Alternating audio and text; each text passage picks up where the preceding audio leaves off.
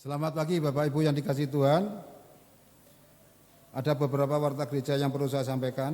Pertama, persembahan Bapak Ibu dan Saudara dapat disalurkan melalui kotak yang sudah disediakan di depan gereja. Atas perhatiannya disampaikan terima kasih dan kiranya Tuhan memberkati Bapak Ibu dan Saudara sekalian. Ibadah Minggu 24 Mei 2020 dilayani oleh Bapak Pendeta Gideon dari Gresik. Mari kita awali ibadah ini dengan Yesus sudah bangkit, ia sungguh hidup. Haleluya. Sesudah bangkit selama 40 hari ia secara berulang-ulang telah menampakkan diri dan berbicara dengan para murid tentang kerajaan Allah. Terpujilah Tuhan.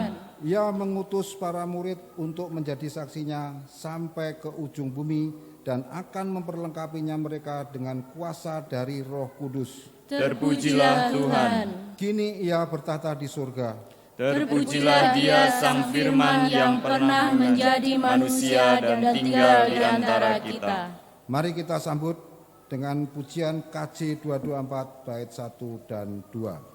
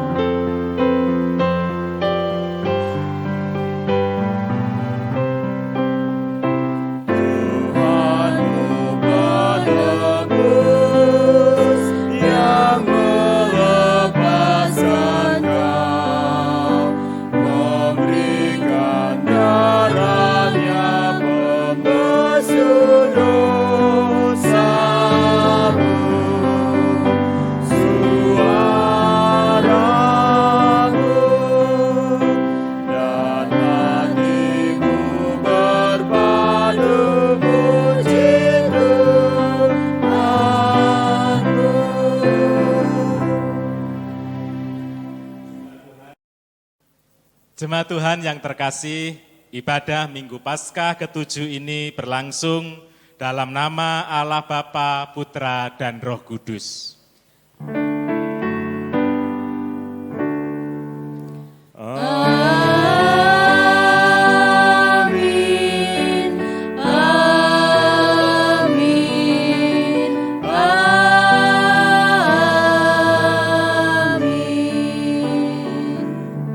Tuhan beserta saudara. Dan beserta saudara juga. Saudara-saudara yang kekasih, doa adalah nafas hidup orang beriman. Di Minggu Paskah ke-7 ini kita diajak untuk kembali mengingat dan semakin menghidupi doa secara kreatif dan inovatif. Dengan demikian, relasi kita semakin dekat dengan Dia Sang Penebus dosa manusia.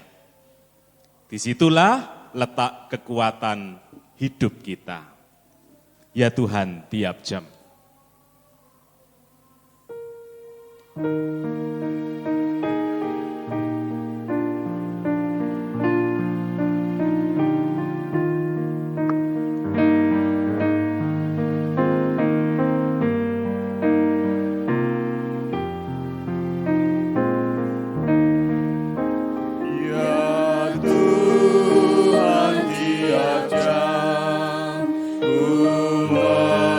Memerlukanmu, engkau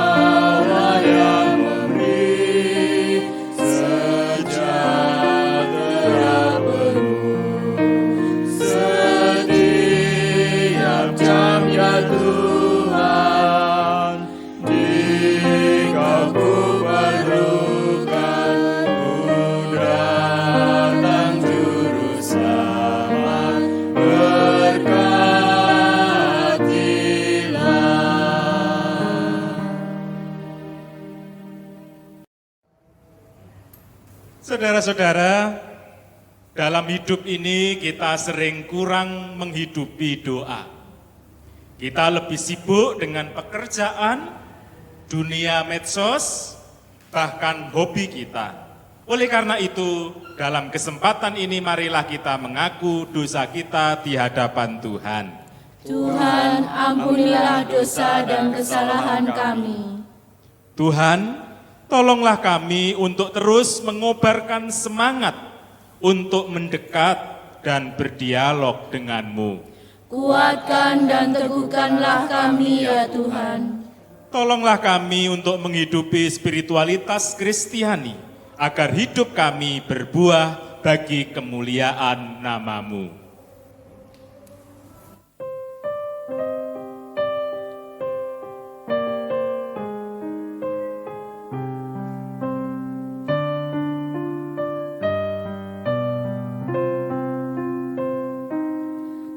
Kasihanilah aku yang lemah, ya Tuhan Maha Kuasa.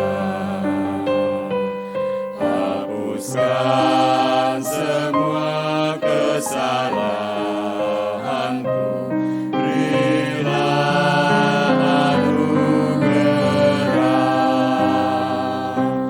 Oleh kasih yang kuasamu, ku rasakan damai-Mu.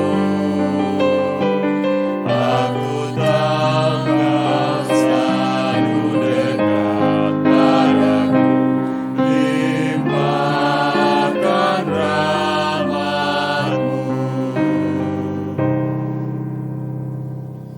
Jemaat Tuhan yang terkasih, saya mengundang saudara-saudara untuk berdiri dan dengarkanlah bagi setiap orang yang dengan tulus hati ingin memperbarui hidupnya, anugerah yang dari Tuhan. Sebagai pelayan Yesus Kristus, kami memberitakan bahwa pengampunan dosa berlangsung dalam nama Allah Bapa, Putra, dan Roh Kudus. Amin. Firman Tuhan di dalam Injil Matius 11 ayat 28 hingga 30 berbunyi, marilah kepadaku semua yang letih lesu dan berbeban berat, aku akan memberi kelegaan kepadamu. Pikulah kuk yang kupasang dan belajarlah padaku, karena aku lemah lembut dan rendah hati, dan jiwamu akan mendapat ketenangan. Sebab kuk yang kupasang enak dan bebanku pun ringan. Demikianlah berita anugerah dari Tuhan. Syukur kepada Allah. Marilah kita saling menerima, saling mengasihi, dan saling mengampuni dengan menyatakan salam damai.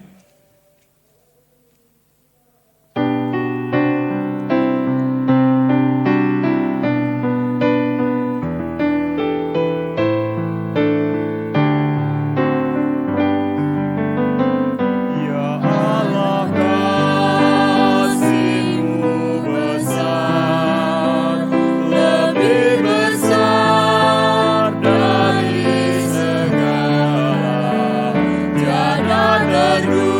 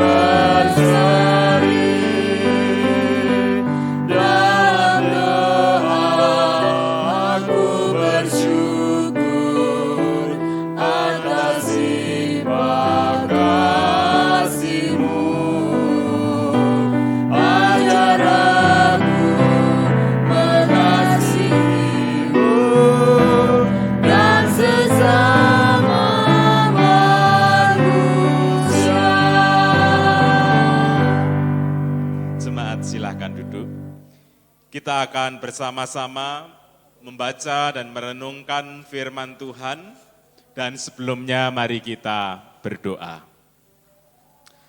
Tuhan, pada kesempatan ini kami bersama-sama akan membaca dan merenungkan sebagian dari firman-Mu. Roh-Mu yang kudus menaungi kami, mengurapi hati dan pikiran kami, sehingga kami dimampukan untuk memahami dan juga melakukannya. Kiranya firman-Mu yang senantiasa menjadi landasan dalam setiap kehidupan kami, sehingga kami berbahagia dan memuliakan Tuhan. Kiranya Engkau juga yang mengurapi hamba-Mu, yang Tuhan percaya untuk berbicara, supaya setiap perkataannya senantiasa bermakna, menghibur, menguatkan, meneguhkan, dan memberikan pengharapan. Terima kasih Tuhan Yesus, di dalam nama-Mu, Sang Firman yang hidup, kami naikkan doa ini. Amin. Saya akan membacakan firman Tuhan dari Yohanes pasalnya yang ke-17, ayatnya yang pertama sampai ayatnya yang ke-11. Injil Tuhan Yesus Kristus dari Yohanes 17 ayat 1 sampai ayatnya yang ke-11, demikian. Demikianlah kata Yesus, lalu ia menengadah ke langit dan berkata, Bapa, telah tiba saatnya, permuliakanlah anakmu, supaya anakmu mempermuliakan engkau.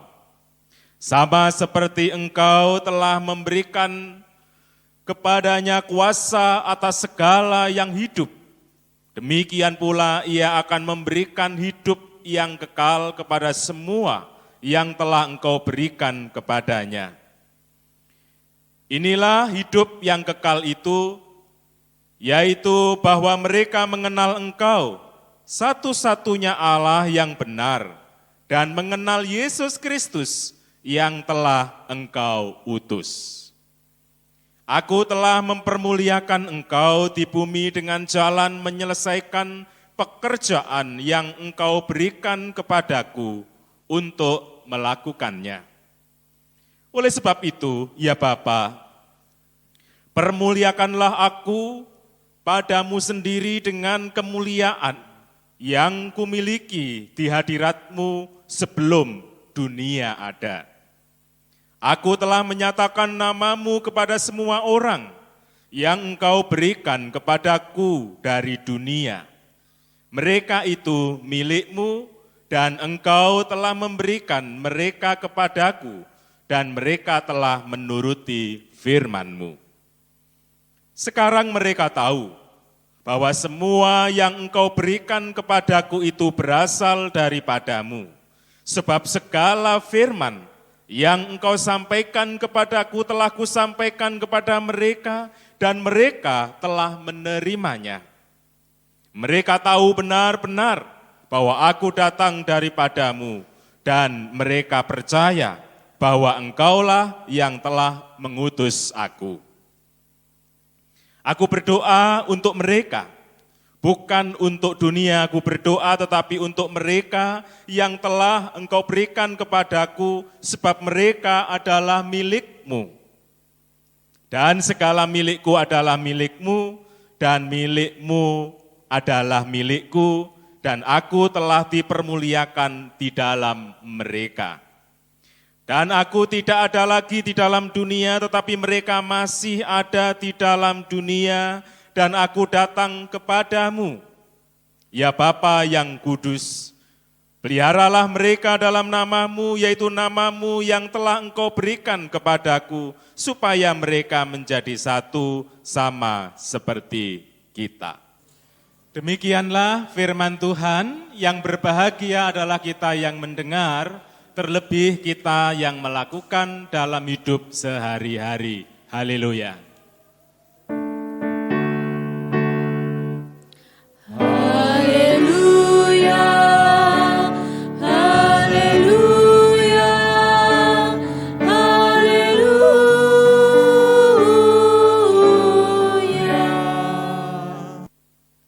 bersabarlah karena beberapa minggu ini kita masih beribadah di rumah.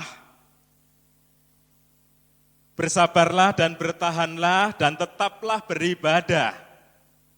Tetaplah berdoa dan tetaplah bersukacita. Dalam Markus 1 ayatnya yang ke-35 dikatakan pagi-pagi benar, waktu hari masih gelap, ia bangun dan pergi keluar. Ia pergi ke tempat yang sunyi dan berdoa di sana. Dia adalah Yesus. Lewat Markus 1 ayat 35 ini, kita tahu bahwa Tuhan Yesus menunjukkan kepada kita bagaimana Ia memberikan arti yang penting kepada doa. Doa pagi adalah ibarat seorang pegawai yang pagi-pagi sebelum bekerja ia apel, menyatakan kesiapsediaannya untuk melakukan apa yang menjadi tugas dan tanggung jawabnya. Pagi-pagi benar, doa menjadi bagian yang penting sebelum kita melakukan segala sesuatu. Sebelum kita melakukan pekerjaan-pekerjaan kita, sebelum kita melakukan tugas-tugas kita. Bangun tidur, maka kita harus mengawali, melandasi segala aktivitas kita dengan berdoa.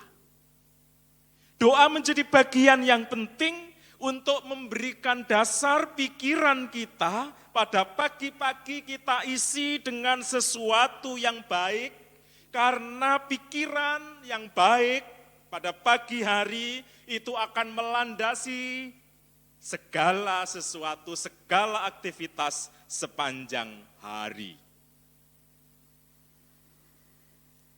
Bapak Ibu, ada banyak contoh di Alkitab bagaimana mengawali hari itu dengan mengisi hal yang baik. Supaya setiap aktivitas kita itu menjadi baik. Atau sebaliknya, ada orang-orang yang mengisinya dengan hal yang buruk, maka sepanjang hari buruk. Misalnya, hal yang negatif. Dalam Markus, pasalnya yang ke-15, ayatnya yang pertama, pagi-pagi benar imam-imam kepala bersama tua-tua dan ahli-ahli Taurat dan seluruh mahkamah agama sudah bulat mufakatnya. Mereka membelenggu Yesus lalu membawanya dan menyerahkannya kepada Pilatus. Maka yang ada di benak mereka adalah apa? Yesus harus disingkirkan.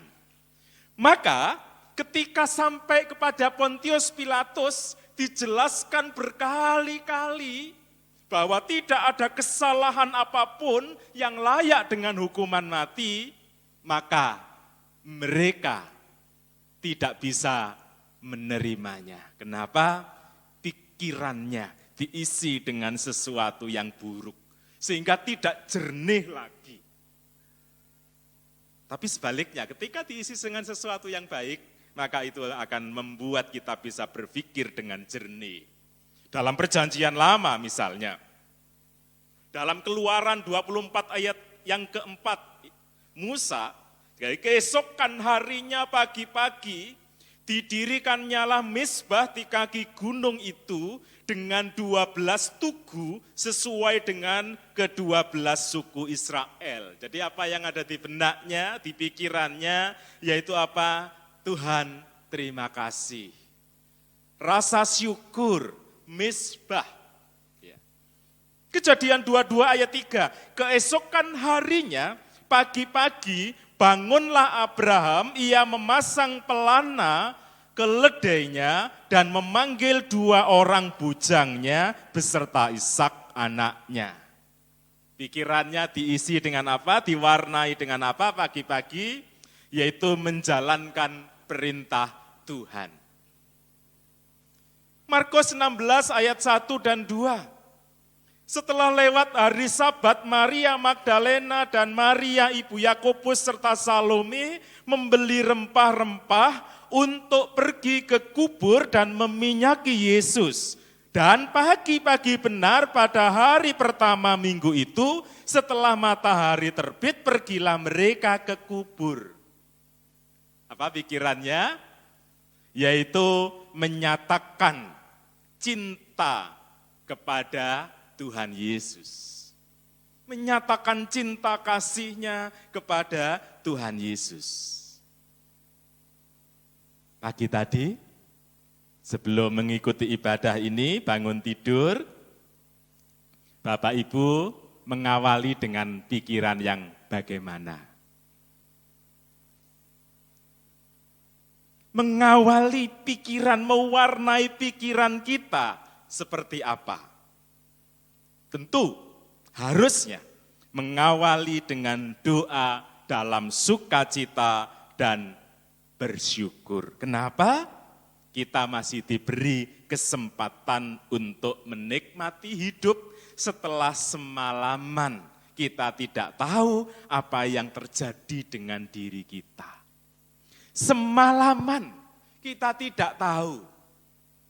Bahkan pemazmur itu menghayati orang yang tidur itu seperti orang yang mati, sehingga pemazmur menyatakan, kuserahkan ya nyawaku kepadamu.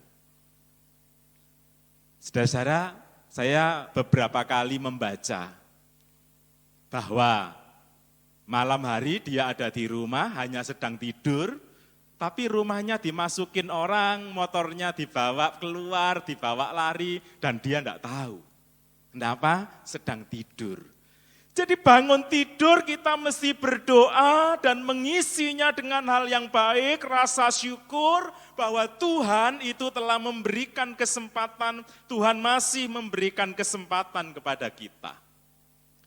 Doa menjadi bagian yang penting. Doa harus menjadi bagian yang tidak terpisahkan. Atau dalam tema kita hari ini, nafas hidup. Ingat ketika Tuhan menciptakan manusia? Ketika ia menciptakan manusia, supaya dia tidak hanya benda yang mati, terbujur kaku, diberi apa? Nafas hidup, nefesi. Nefesi itu nafas hidup, Tuhan mengembusi dengan nafas hidup, sehingga apa yang dibuat itu menjadi hidup. Doa adalah nafas hidup. Jadi kalau kita berpijak pada kisah penciptaan manusia, orang yang terlepas dari doa itu seperti orang yang terbujur kaku tanpa nafas hidup. Dalam perikop kita, Yohanes 17, ayat 1 sampai 11, Tuhan Yesus berdoa untuk beberapa hal yang akan dihadapi juga oleh murid-muridnya. Tuhan Yesus tahu bagaimana murid-murid memerlukan kasih yang menopang mereka karena dunia membenci Yesus dan membenci murid-muridnya, membenci mereka. Itu sebabnya Tuhan Yesus berdoa bagi mereka yang akan melanjutkan perutusannya untuk menyatakan kemuliaan Allah dalam dunia ini. Dari doa Tuhan Yesus itu kita memahami bahwa pekerjaan di dunia ini harus kita jalani dengan sungguh-sungguh bagi kemuliaan Tuhan. Jadi saudara-saudara yang kekasih, bahwa doa menjadi bagian yang penting. Ingatlah bahwa Yesus tidak berdoa supaya kita diambil dari dunia ini, tetapi supaya kita dimampukan. Itu sebabnya kita harus tetap melanjutkan hidup ini sekalipun tidak mudah. Jangan berputus asa, Jangan berkecil hati dalam situasi yang sulit ini.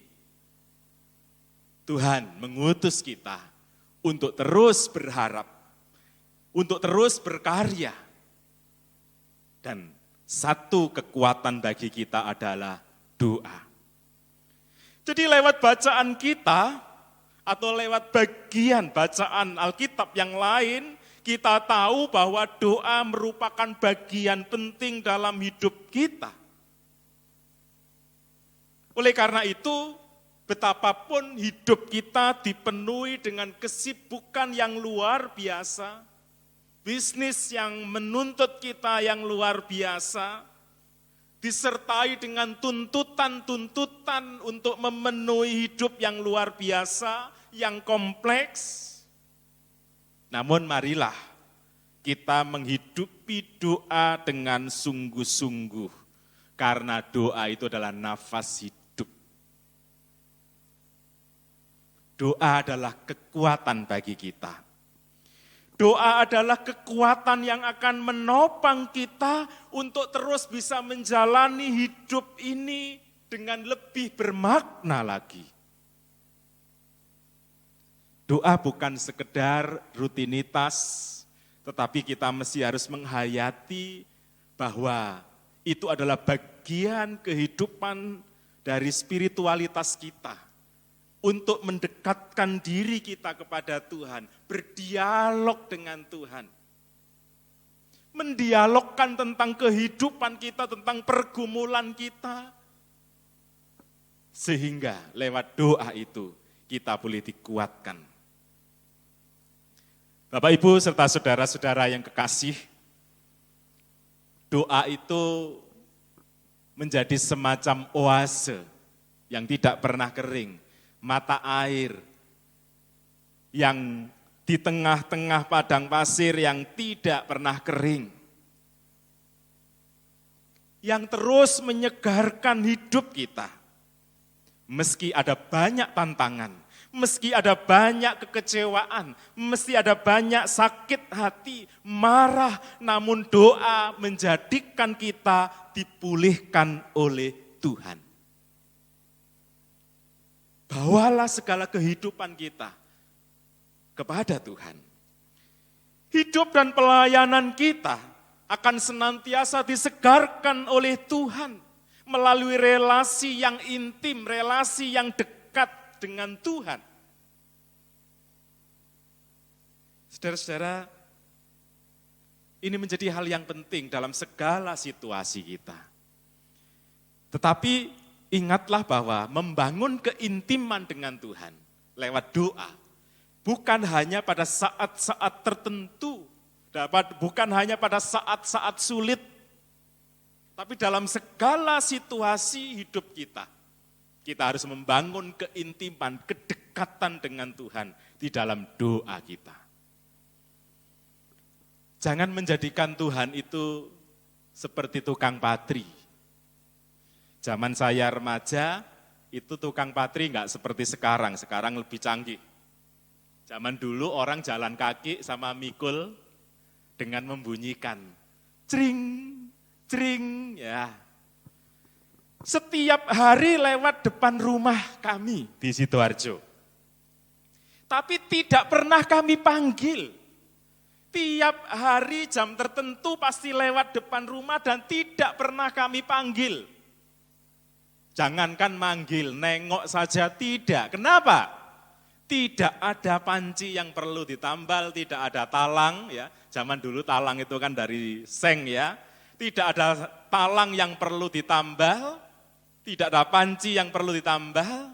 Tapi saat kami punya panci yang perlu ditambal, sebelum lewat kami sudah menunggu. Jangan jadikan Tuhan seperti tukang patri. Kita cari, kita panggil, kita komunikasi hanya karena butuh. Doa bukan seperti itu. Doa adalah nafas hidup untuk membangun keintiman dengan Tuhan dalam segala situasi. Seorang teolog, abad 20, Dietrich Bonhoeffer, Dia pernah dipenjara pada saat Perang Dunia. Dia ketika sekutu menyerang Jerman, maka semua berdoa, tapi teolog ini tidak berdoa. Lalu setelah reda, orang-orang di sekitarnya bertanya, kenapa Anda tidak berdoa? Dia sedang memberi pelajaran. Jangan menjadikan Tuhan seperti tukang patri. Saat genting, saat sekutu menyerang, kamu memanggil Tuhan. Tetapi ketika tidak, maka kamu tidak mencarinya. Jangan menjadikan Tuhan seperti tukang patri. Kita panggil, kita cari ketika ada sesuatu yang bocor dalam hidup kita yang perlu ditambal. Jadikan Tuhan nafas hidup. Doa itu nafas hidup. Ya, jadikan doa kita kepada Tuhan ini nafas hidup, bagian yang tidak terpisahkan. Dalam segala situasi kita. Jemaat Tuhan yang terkasih, di dalam doa kita, maka ada beberapa hal yang penting. Bagaimana sikap doa yang benar? Yang pertama adalah harus lahir dari hati yang tulus dan penuh kasih. Sepi ing pamrih. Sehingga ketika doa itu lahir dari hati yang tulus dan penuh kasih, maka kita tidak akan pernah kecewa ketika yang kita doakan, yang kita harapkan itu tidak terrealisasi. Ingat Paulus dalam 2 Korintus 12 ayat 7 sampai 9, saudara bisa membaca di situ secara utuh. Rasul Paulus dalam dirinya mengalami kesakitan, rasanya ada duri dalam daging, dan Rasul Paulus sudah berseru berapa kali? 3 kali berseru. Jawaban Tuhan apa? Cukuplah kasih karuniaku bagimu. Rasul Paulus itu kurang apa? Ia memberikan hidupnya. Dia melepaskan kenyamanannya untuk ikut Yesus. Ia menyerahkan total seluruh hidupnya. Tapi ketika ada duri dalam daging, dan dia berseru sampai 3 kali, tapi Tuhan mengatakan apa? Cukuplah kasih karuniaku bagimu. Apakah Paulus kecewa? Tidak. Dia tetap menggantungkan hidupnya kepada Tuhan, dan tetap menghamba kepada Tuhan. Lahir dari hati yang tulus dan penuh kasih. Hal yang kedua, bagaimana sikap kita yang benar dalam doa? Doa bukan dipakai cara yang paling mudah daripada usaha yang sungguh-sungguh. Doa dipakai cara mudah itu begini. Kami punya kenalan, anaknya sakit, ia percaya bahwa Tuhan mampu membuat mujizat kesembuhan. Saya juga percaya, tentu kita semua juga percaya bahwa mujizat Tuhan tetap terjadi. Anaknya sakit dan dia hanya ditaruh di kamar, didoakan terus. Tetapi sang kakek membawa anak itu ke rumah sakit. Dan dokter mengatakan, kalau Anda terlambat 5 menit membawa ke sini, maka anak itu akan mati. Itulah saudara, menjadikan doa dipakai sebagai cara yang paling mudah daripada usaha yang sungguh-sungguh. Jadi doa permohonan harus disertai usaha konkret. Doa permohonan harus disertai usaha konkret. Kita tahu Tuhan bisa membuat mujizat. Tapi Tuhan tidak ingin menjadikan doa itu sebagai usaha yang mudah. Bukan. Kalau kita ingin berkat Tuhan, maka ada bagian yang harus kita kerjakan. Kita usaha sungguh-sungguh. Ketika Tuhan memberkati, usaha kita itu akan menjadi berhasil. Ada bagian yang harus kita kerjakan.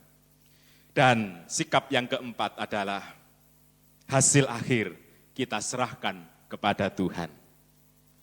Bapak Ibu tahu apa jawaban doa kita? Pertama apa? Ya. Apa yang kita doakan? Oke, Tuhan mengatakan. Jawaban yang kedua? Kemungkinan yang kedua jawaban Tuhan apa? Tidak. Ya, tidak. Ada kemungkinan ketiga jawaban Tuhan? Ada. Ya, tapi bukan itu. Misalnya gini, Tuhan saya cinta sama si A. Tuhan aku mau sama si A. Oke, kamu akan punya pacar, tapi bukan si A, tapi si B. Ya, tapi bukan itu. Jawaban Tuhan bisa begitu. Masih ada kemungkinankah keempat? Ada. Yaitu apa? Ya, tapi tunggu.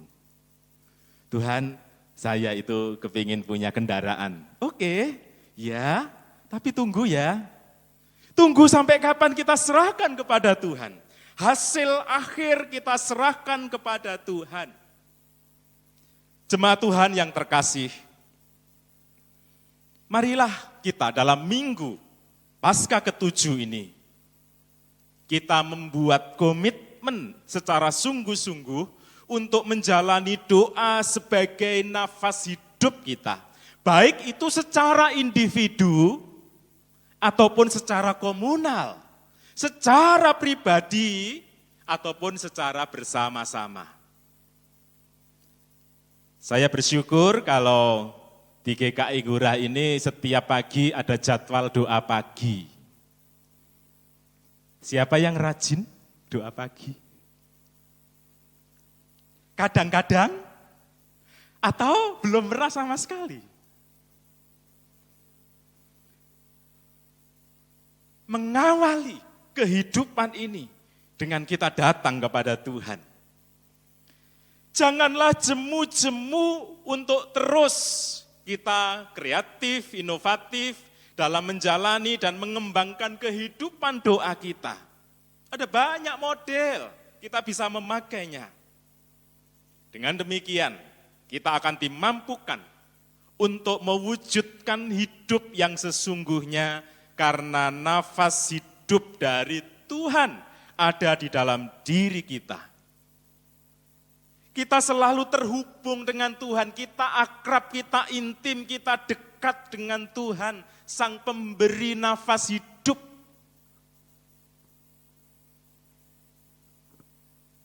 Doa adalah kekuatan kita. Saudara-saudara, kita tahu bahwa dampak dari corona ini sangat luar biasa. Kita tidak bisa berbuat apa-apa, kita bukan ahlinya. Kita bisa melakukan tindakan-tindakan di dalam rangka untuk memutus rantai. Tetapi dampak yang lain, mungkin kita bisa ikut mengatasi.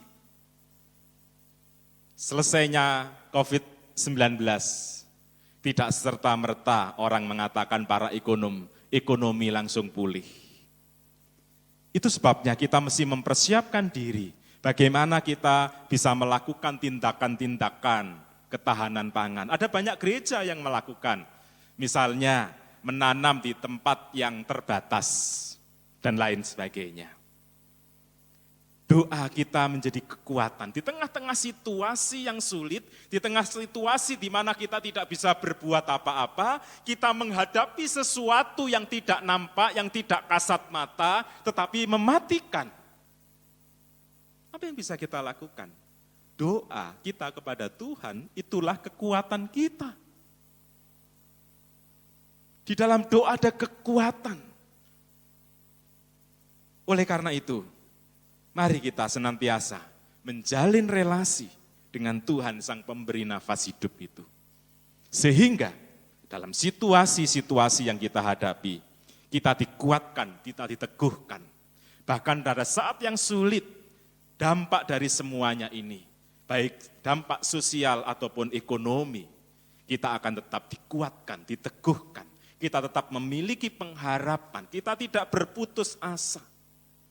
Doa adalah sebuah sarana bagi kita untuk terus membangun relasi, keintiman, kedekatan dengan Tuhan, Sang Pemberi nafas hidup ini. Ingatlah, Tuhan Sang Pemberi hidup, melampaui segala pergumulan kita. Tuhan memberkati. Amin.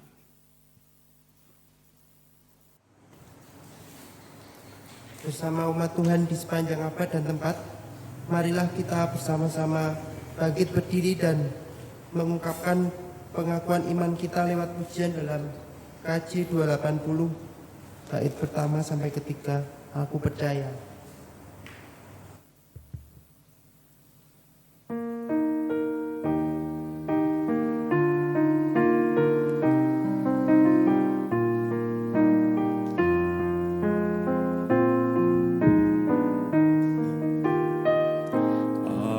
Percaya Allah yang kekal, yang oleh sabda kita kenal, Bapa pencipta alam semesta, yang mengasihi manusia.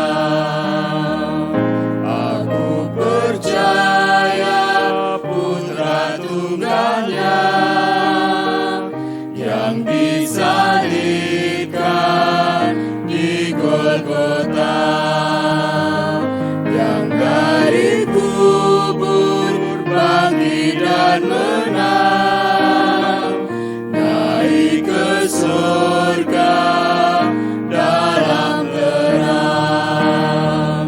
Aku percaya pada Roh Kudus yang mendiami kita terus. Aku percaya gereja yang esa, ku jadi suci di dalamnya. Mari kita bersama-sama menaikkan doa-doa kita. Ya Tuhan, kami berdoa untuk dunia saat ini yang sedang menghadapi situasi yang tidak mudah. COVID-19 tidak nampak, tidak kasat mata, tetapi berdampak sangat besar. Kiranya Tuhan memberikan hikmat kepada kami manusia, untuk senantiasa kami dimampukan untuk tetap berpikir secara jernih, kami tetap mampu untuk senantiasa melakukan sesuatu dengan baik. Karena itu kami berdoa untuk para pemimpin dunia ini, pemimpin bangsa-bangsa, karena merekalah yang berkompeten dalam pengambilan keputusan-keputusan penting berkaitan dengan ini. Demikian juga dengan Indonesia, kami menyerahkan para pemimpin bangsa ini dari pusat sampai ke daerah-daerah. Kiranya Tuhan yang menolong, Tuhan memberikan hikmat-Mu, supaya mereka mampu mengambil keputusan-keputusan secara tepat. Kami berdoa untuk dokter dan para medis yang secara langsung terlibat dalam penanganan, yang menjadikan diri mereka sangat rentan tertular. Karena itu Tuhan yang melindungi, Tuhan yang senantiasa memberikan kekuatan. Kami percayakan kepada Tuhan, kiranya lewat mereka Tuhan menolong banyak orang. Kami berdoa untuk saudara-saudara kami yang kehilangan keluarganya karena kematian berkaitan dengan pandemi ini, Tuhan yang menghibur dan menguatkannya. Tuhan, pada kesempatan ini kami bersama-sama menyerahkan untuk dampak dari situasi ini dalam bidang sosial ekonomi. Engkau tahu menjadikan situasi sosial ekonomi menjadi tidak mudah, karena itu Tuhanlah yang menolong. Sehingga situasi yang sulit ini tetap membuat setiap orang tetap dapat berpikir secara jernih, bahkan dalam situasi yang sulit ini. Karena itu Tuhan yang menolong, Tuhan yang menopang. Kami berdoa untuk gerejamu GKI Ngurah. Engkau tahu dampaknya juga sangat luar biasa, baik dalam relasi kami sebagai tubuh Kristus, yang saat ini kami tidak bisa mewujudkan secara konkret persekutuan, secara tatap muka.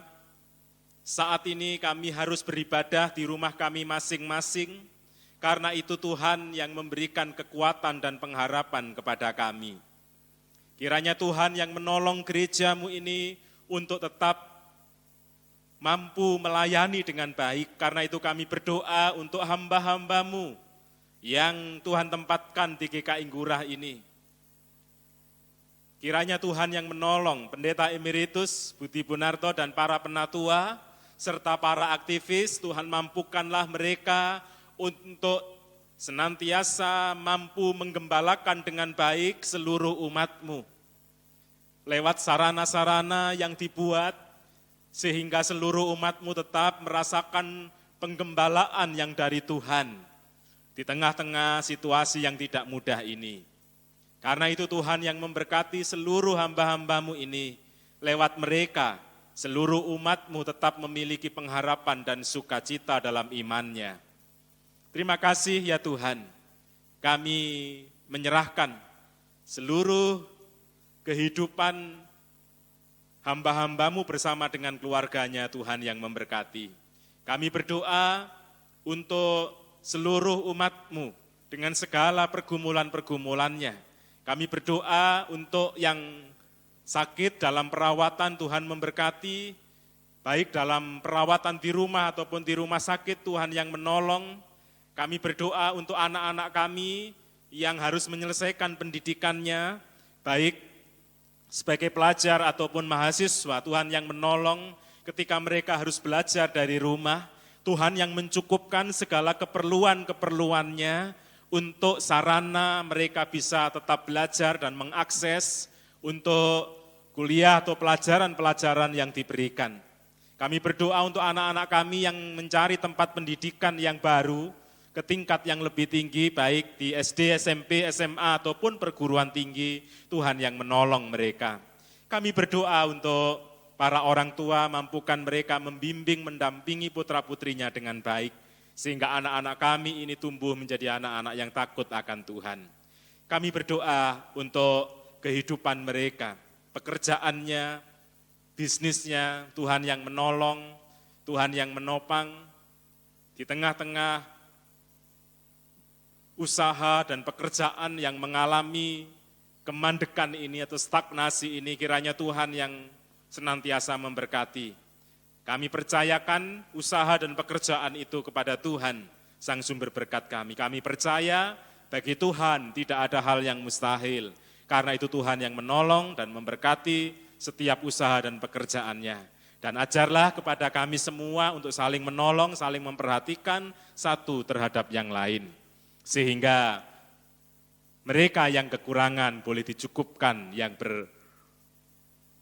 berkelebihan. Karena itu kami percayakan kepada Tuhan, kiranya Tuhan yang memberkati. Tuhan, kami sebentar lagi akan mengakhiri ibadah ini. Kiranya Tuhan yang memberkati kami, Tuhan yang menopang kami dalam perjalanan kehidupan kami selanjutnya. Kami bersama-sama untuk menaikkan doa kami dalam ungkapan syukur dan permohonan ini di dalam nama Tuhan Yesus Kristus yang mengajar kepada kami berdoa.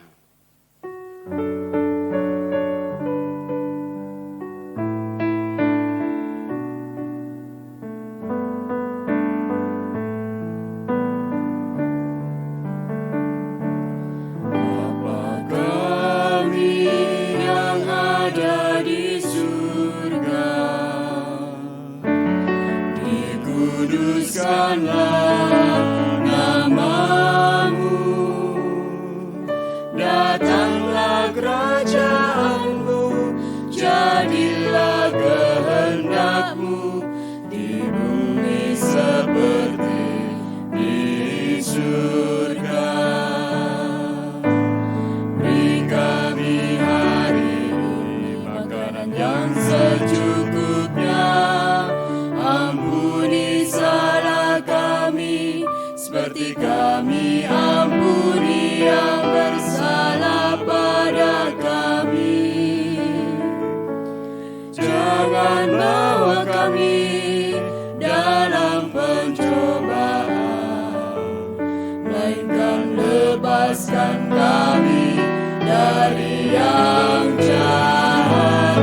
Sebab Kaulah yang punya kerajaan dan kuasa dan kemuliaan sampai selama-lamanya.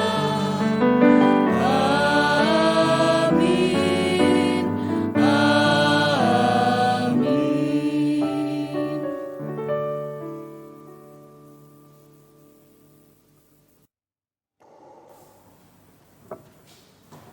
Bapak Ibu, tiba saatnya kita akan memberikan persembahan.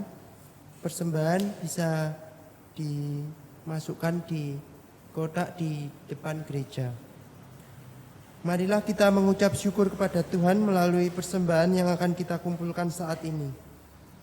Firman Tuhan yang mendasari persembahan kita diambil dari 1 Tawarik 29 ayat 13-14 yang berbunyi demikian. Sekarang ya Allah kami bersyukur kepadamu dan memuji namamu yang agung itu. Sebab siapakah aku ini dan siapakah bangsaku, sehingga kami mampu memberikan persembahan sukarela seperti ini. Sebab daripadamulah segala-galanya dan dari tanganmu sendirilah persembahan yang akan kami berikan. Mari kita pujikan dari PKJ 147.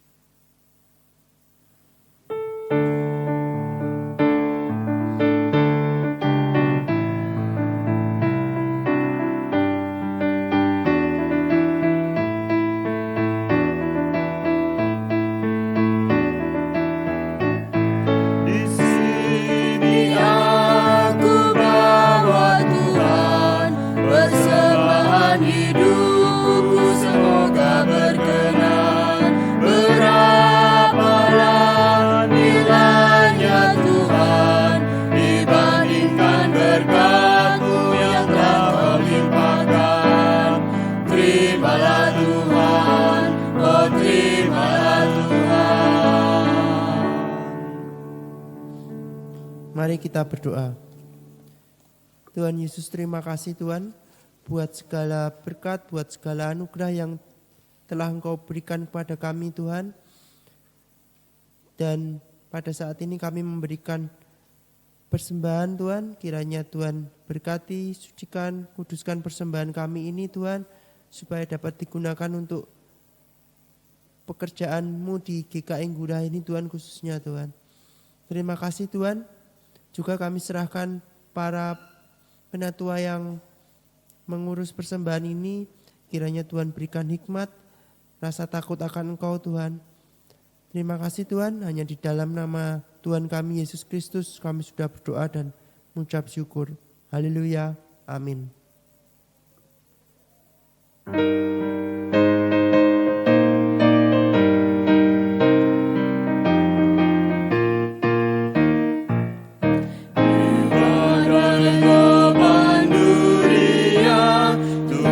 Perlindunganmu kendati goncang semesta, Tuhanlah perlindunganmu. Ya Yesus gunung batu di dunia, di dunia, di dunia. Ya Yesus gunung batu di dunia, tempat berlindung yang teguh. Jemaat Tuhan yang terkasih, dunia ini penuh dengan tantangan dan godaan. Oleh karena itu, teruslah hidup dekat dengan Tuhan. Kami mau terus hidup bersama Tuhan. Sekarang kita akan undur dari tempat ibadat ini. Oleh karena itu, arahkanlah hatimu kepada Tuhan. Kami mengarahkan hati kami kepada Tuhan. Jadilah saksi Kristus, Syukur kepada Allah, terpujilah Tuhan. kini dan selamanya. Ini terimalah berkat Tuhan. Allah, Sang Damai Sejahtera, menguduskan saudara seluruhnya, dan kiranya roh, jiwa, dan tubuh saudara terpelihara sempurna dengan tak bercacat pada kedatangan Yesus Kristus Tuhan kita. Ia yang memanggil saudara adalah setia, ia juga akan menggenapinya. Amin.